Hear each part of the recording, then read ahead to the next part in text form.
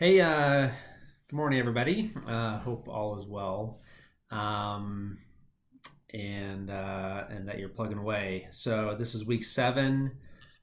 We are here in the home stretch. Just a couple of weeks to go. I do want to just briefly discuss just this ongoing discussion that we've had for the last week or so on ethics in the medical field and um, and also want to discuss the final assignments real quick. So, you may recall last week we talked a little bit about clinical trials, and there's some discussion in your textbook about that. We discussed how highly regulated that field is and the reasons why it's highly regulated, given the fact that there's higher risk for consumer harm in that area, and so therefore more regulated than some other areas. But hopefully, you had a chance to take a look at that website on the drug development process, and that you found that interesting. But anyways, hope you've enjoyed. I've definitely enjoyed reading through the discussion on these different ethical issues that you're analyzing. The discussion question this past week was one of my favorites in this class, just because first of all, it gave you a choice to do your discussion post on, and I think the analysis is always very interesting to me on these ethical issues. Rarely on an ethical issue can you definitively say that there's a right answer or a wrong answer. It's usually based on your analysis of what's reasonable and unreasonable. And so I think we've talked about this last week, that ethics are really derived from so many different things and different factors, such as our background, our values, and our education and our personal experiences. I saw several discussion posts this past week where someone noted that I believe that in X because of my own personal experience with myself or a family member went through something horrific, and that formed the individual's view on that ethical situation. So that's always very fascinating to me. So I appreciate the very substantive discussions that we've had throughout this whole class, but particularly over this last week as we've dived back into the ethical arena.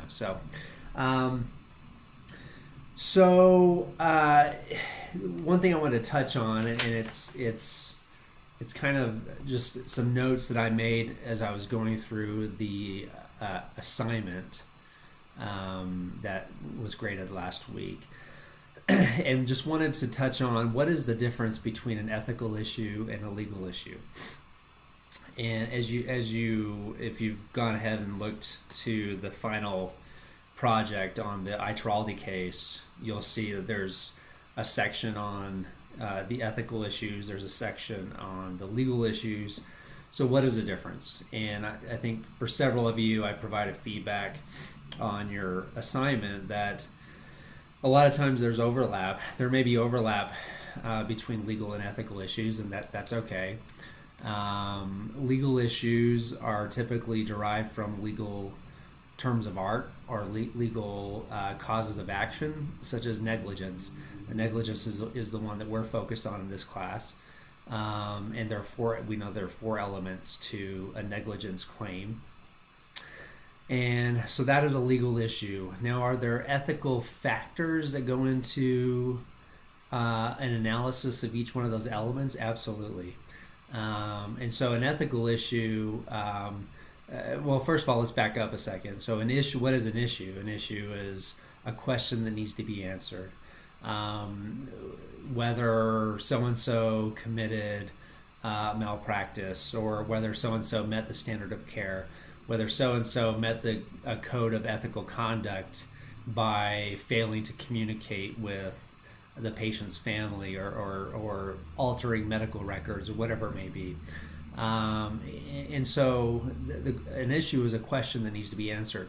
Now, there are principles that we've studied in this class, ethical principles, that guide how to analyze and come to a conclusion on ethical issues. So, for example, a lot of people are utilizing or using or incorporating the principle of autonomy or malfeasance or beneficence. Those are ethical principles. They're not issues. Those are principles that would guide, potentially guide our analysis on an issue itself, on a question that needs to be answered. So hopefully that makes sense. Let me know if you have any questions on that. Happy to talk through it. Just email or text or call me, and we can walk through that. But I just want to make sure that's clear as you start focusing on your attention on this final project. The one other thing on that is I did say that there's sometimes overlap between legal and ethical issues. If you're analyzing an ethical issue, just tell me why you think it's an ethical issue. Why is this an ethical issue as opposed to a legal issue? If you have a whole section dedicated to analyzing ethical issues in the Aitraldi case, list them out and tell me why they're ethical issues, and perform your analysis. What are the questions? What are the ethical questions that need to be answered? Okay, so this week in your discussion question, the discussion from last week really related to personal ethics. What do you think of compensation for organ donations, for example, or stem cell research, or things like that? I feel like the discussion this week takes that to another level of analysis, where you're asked to essentially make a distinction between your personal ethics on a certain issue and professional ethics, your personal position, professional position. And it's okay if they're the same. Just analyze it and tell me why there's no difference. But oftentimes there is a difference, and in my profession it happens quite a bit. I may have a personal position on some issue. I don't know. I'm not quick-witted enough to think of an issue off the top of my head, but I could have a personal position on something, and be engaged by a client to advocate on the client's behalf for a position that's slightly different than my own personal ethics or personal position. That's okay. However, if the conflict between personal position and professional position is high enough that I feel like it would affect my level of advocacy and it would hinder my level of advocacy for my client, I, as an attorney at least, would have an ethical duty to call that out and perhaps find another attorney who could handle that. Now, in the medical field, there may be some situations in which someone has personal ethics about I don't know. Well, in this case, this week we're talking about I believe it's the death with dignity laws, particularly the situation in Oregon. The lady who traveled up there to take advantage of those laws. So, a lot of time. Well, I know in Colorado, and I think this is the same way in Oregon. In Colorado, there was a bill that passed, I think I mentioned this, that failed in the legislature last year. I'm sorry, not in the legislature, it was on the ballot, and it lost the popular vote. It was a referendum, and did not pass, but part of the proposed language had this safety net for providers that did not share the ethics, or did not have the personal values that the law would require. So Um, so sometimes the law does allow for that to let you back out of something um, when your personal values don't align with what the law says. Other times they don't, but that's okay. That's not a bad thing. Are we necessarily? I don't know if we're necessarily terrible people if we're uh, taking a position on behalf of a patient, or we're advocating on someone's behalf that is in a manner inconsistent with our own.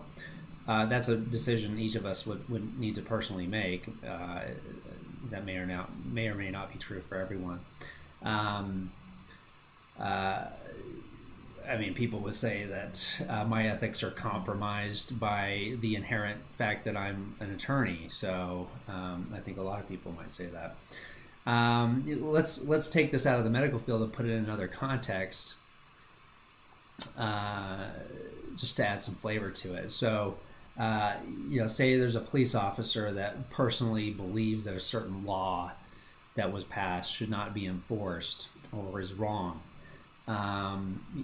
That is fine. I mean, that's the police officer's personal values and personal ethics.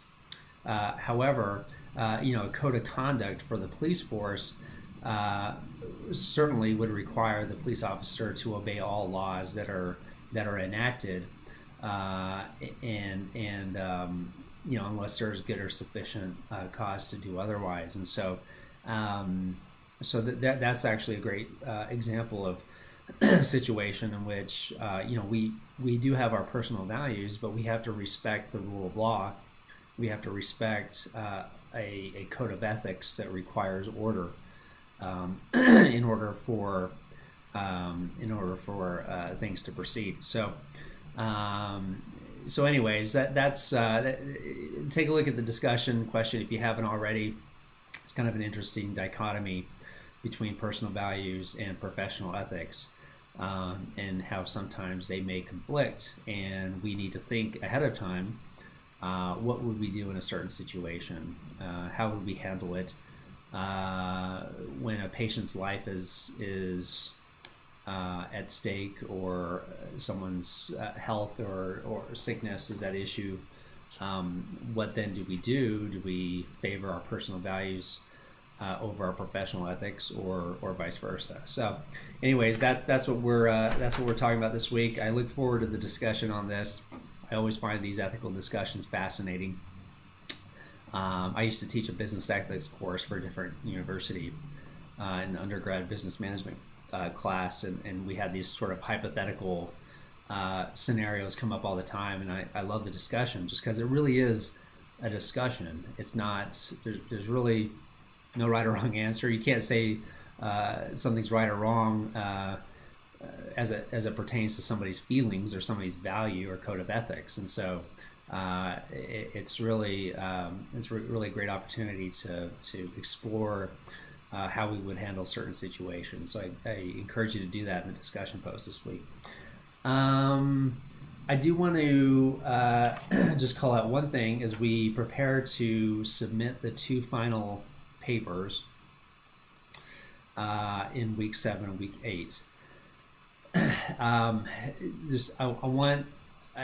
need you to just be very careful. If you got an A, or if you got a good grade, or if you got a B or A, whatever grade you got, I would not just assume that if you got an A, for example, on the first draft or the previous drafts, that if you just put it all together and submit it, that you'll necessarily get an A on this last draft. So I would just caution you on that for a couple of reasons. First is the rubric. If you take a look at the rubric for the final assignments, it is very different than the rubrics for the drafts of these. For example, the iTraldi case. Obviously, we've had 2 or 3 assignments for that. Well, this rubric for the final project is very detailed. There's no guarantee that if you got A's on the other one, if you just throw it together and submit it for this one, that you'll get an A on this one. So my advice is just to follow the rubric, go section by section, it really, really helps the reader, in this case me, as I go through these and grade them. If you provide me with section headers for your papers, bold section headers that follows the outline in the rubric. That just makes things so much easier, and that way I know where to look for what. I can compare that with the requirements of the rubric and assign a grade accordingly. So that's just very helpful. The other reason is, there are 28 students in this class. I'm not going to remember the feedback that I provided for every paper on the iTraldi case for every student, and so there may have been something that I missed or didn't miss that I could miss or not miss in this final paper. So I would just be really careful of assuming everything is going to be, or assuming you're going to get an A on this final paper if you got an A's on the previous draft. So my advice is just take a look. If I did provide you, I'm assuming I provided everyone with substantive feedback. Then follow that feedback. Follow the outline of the rubric, the requirements of the rubric, and polish it up by adding section headers if you haven't already, and then submit it before the class ends. So, or whenever the deadline is. So, anyways, if you have any questions on that, let me know. I just want to make sure, because that is a question that has come up in previous classes, that if I got an A on a previous paper, can I just resubmit it? The answer is you can at your own risk, but there's no guarantee on what the outcome will be. So anyways, if you have any questions, let me know. Hope you all have a great week 7, and we will, again, I'm around all week. Just let me know if you have any questions or if you need anything. If not, I'll chat with you in the discussion board. Thanks. Have a great one. Bye.